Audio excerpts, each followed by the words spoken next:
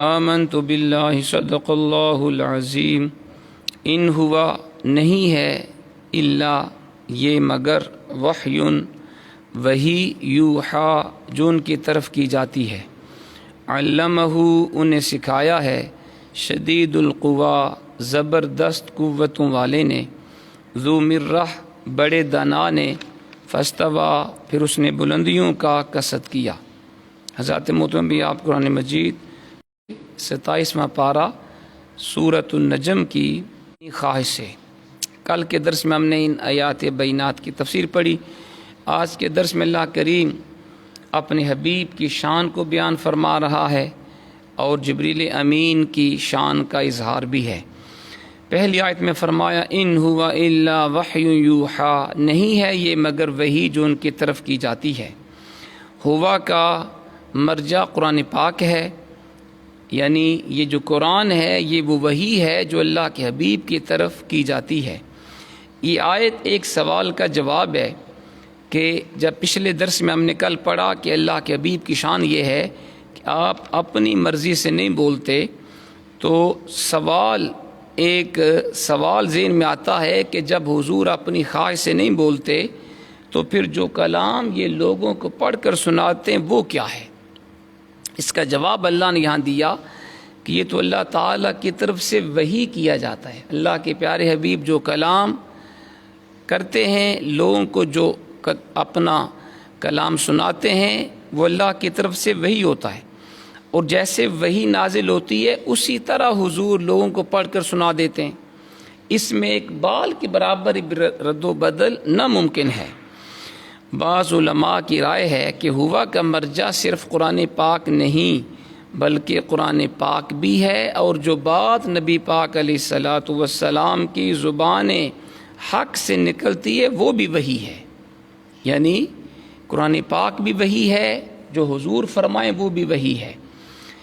وحی کی دو قسمیں ہیں، وحی مطلوب اور وحی غیر مطلوب۔ جب معنی اور کلمات سب اللہ کی طرف سے نازل کیے گئے ہوں، جو حضور بول رہے ہیں وہ الفاظ بھی اور وہ معنی بھی اللہ کی طرف سے نازل ہوئے ہوں، اس کو وحی جلی کہتے ہیں۔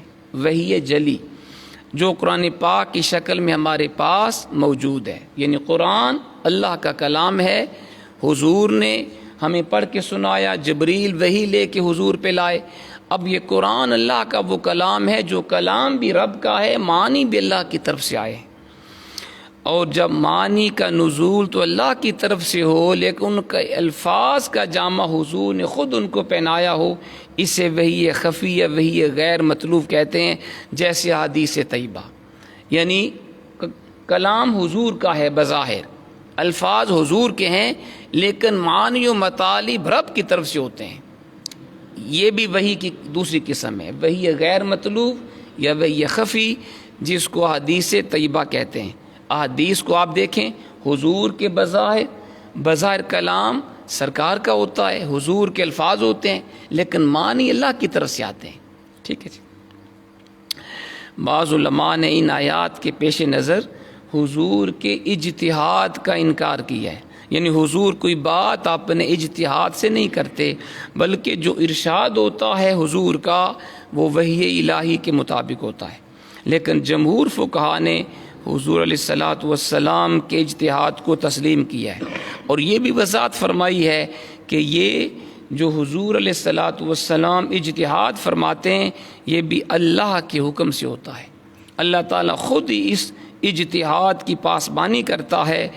حضور جو بات بذریعہ اجتہاد فرماتے ہیں وہ بھی خدا کی مرضی سے ہوتا ہے۔ اجتہاد کس کو کہتے ہیں یہ بھی سن لیں۔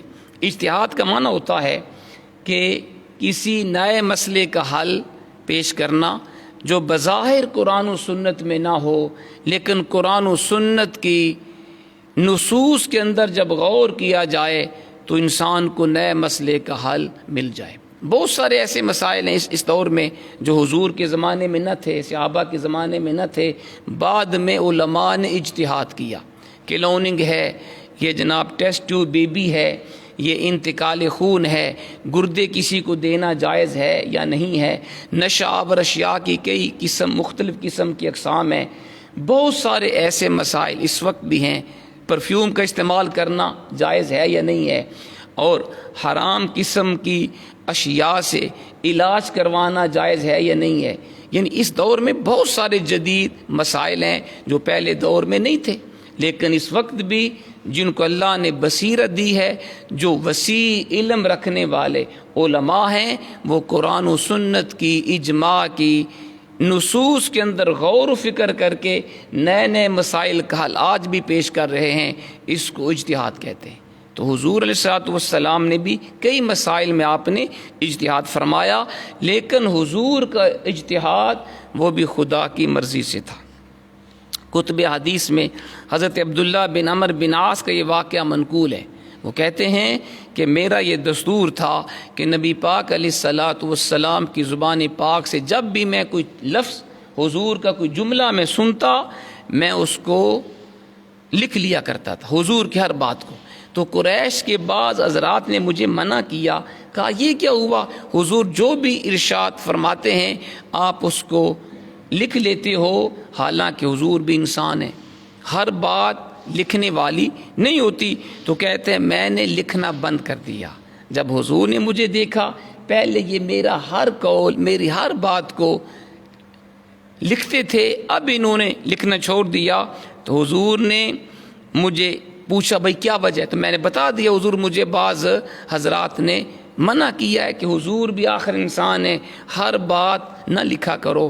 تو حضور نے کیا فرمایا، حدیث پاک ہے، آپ نے فرمایا اکتب فوالذی نفسی بیدہ ما خرج منی الا الحق، او کما قال، عبداللہ میری ہر بات لکھ لیا کرو، اس ذات کی قسم جس کے دستے قدرت میں میری جان ہے، میری زبان سے سوائے حق کے کچھ بھی نہیں نکلتا.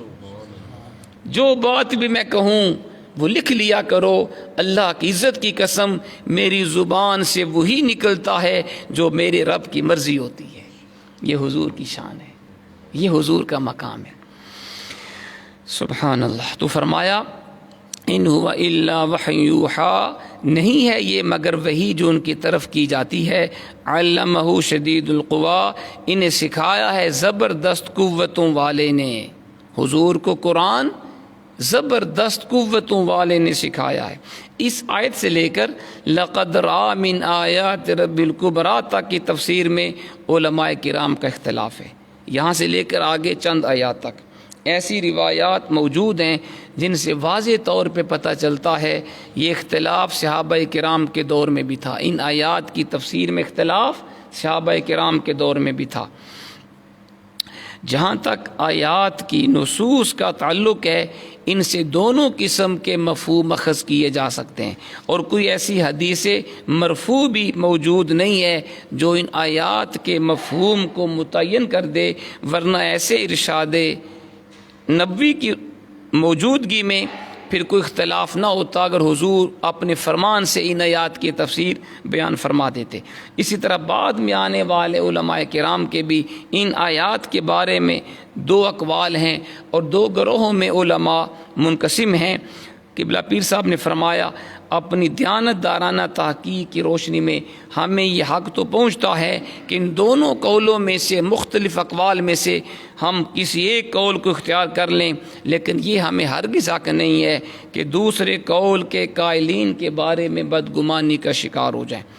آپ نے فرمایا میں پہلے عام مفسرین کی رائے کے مطابق ان آیات کی تشریح بیان کروں گا، اس کے بعد دوسرے مکتب فکر کی تحقیق پیش کی جائے گی اور قارئین کرام خود فیصلہ کر لیں گے ان دونوں فریقوں میں سے کس کا قول زیادہ صحیح ہے. عام مفسرین کے نزدیک شدید القوا سے مراد حضرت جبریل ہیں. یہ جو فرمایا گیا کہ حضور کو قرآن زبردست قوتوں والے نے سکھایا ہے، تو عام علماء کہتے ہیں کہ اس سے مراد جبریل ہیں. یعنی جبریل نے حضور علیہ السلام کو قرآن پاک سکھایا. جبریل کے شدید القوا ہونے میں کسی کو کیسے شک و شبہ ہو سکتا ہے، جو ایک آنکھ جھپکنے میں سدرۃ المنتہا سے فرش زمین پر جبریل پہنچ جائے اور جو وحی کا ایک بہت بڑا وزن اٹھا سکے، جس نے لوط کی بستیوں کو جڑ سے اکھیڑا، پھر انہیں آسمان کی بلندیوں تک پہنچایا، پھر وہاں اوندا کر کے پھینک دیا. ایسی ہستی کی قوت و طاقت کا انکار کون کر سکتا ہے؟ جبریل کی بہت بڑی قوت ہے جی، اللہ کریم اسے بھیجتا ہے انبیاء کی طرف، اور سدرۃ المنتہا کہاں پہ ہے جی؟ 7 آسمانوں کے اوپر ہے، لاکھوں کروڑوں میل کا فاصلہ ہے، اور جبریل کی قوت کا عالم یہ ہے جب اللہ اسے انبیاء کے پاس بھیجتا ہے تو وہ آنکھ جھپکنے سے پہلے کروڑوں میل کا فاصلہ طے کر کے زمین میں پہنچ جاتا ہے۔ یہ ہے جبریل کی قوت۔ تو فرمایا حضور کو قرآن زبردست قوتوں والے نے سکھایا۔ ذو مرۃ فاستویٰ، بڑے دانا نے پھر اس نے بلندیوں کا قصد کیا۔ مرہ اصل میں رسی کو بٹنے اور بل دے کر پختہ مضبوط کرنے کو مرہ کہتے ہیں، رسی کو بل دینے۔ اب آپ کو اندازہ ہے نا، رسی کو جب بل دیتے ہیں، بٹتے ہیں، وہ مضبوط ہو جاتی ہے، اس کو کہتے ہیں مرہ۔ اسی لیے ذو مرہ کا معنی ہے ذو قوہ، طاقتور، زور آور کو ذو مرہ کہتے ہیں۔ یہ لفظ جسمانی ذہنی دونوں قوتوں کے لیے استعمال ہوتا ہے، اس لیے حکیم اور دانا کو بھی، سمجھدار شخص کو بھی ذو مرہ کہتے ہیں۔ شدید القوا سے حضرت جبریل کی جسمانی قوت کا قرآن نے بیان کیا کہ وہ بڑی جسمانی طاقت والے ہیں، اور ذو مرہ سے قرآن نے جبریل کی عقل مندی، دانش مندی کو بیان کیا۔ وہ صرف طاقتواری نہیں ہے، جبریل بہت زیادہ عقل مند بھی ہے۔ بے شک جو ہستی تمام انبیاء کرام کی طرف اللہ تعالیٰ کی طرف سے وحی لے کر نازل ہوتی رہی، اور پوری دیانتداری سے اس نے اس امانت کو ادا کیا، اس کی دانش مندی، عقل مندی میں کس کو شک و شبہ ہو سکتا ہے؟ فاستویٰ کا فاعل بھی جبریل امین ہے، یعنی جبریل جو ہے اس نے بلندیوں کا قصد کیا۔ مطلب یہ ہے کہ جبریل امین اپنی حقیقی ملکی شکل میں ظاہر ہوئے۔ ذرا دیکھیے گا کہ جبریل کی قوت کتنی ہے۔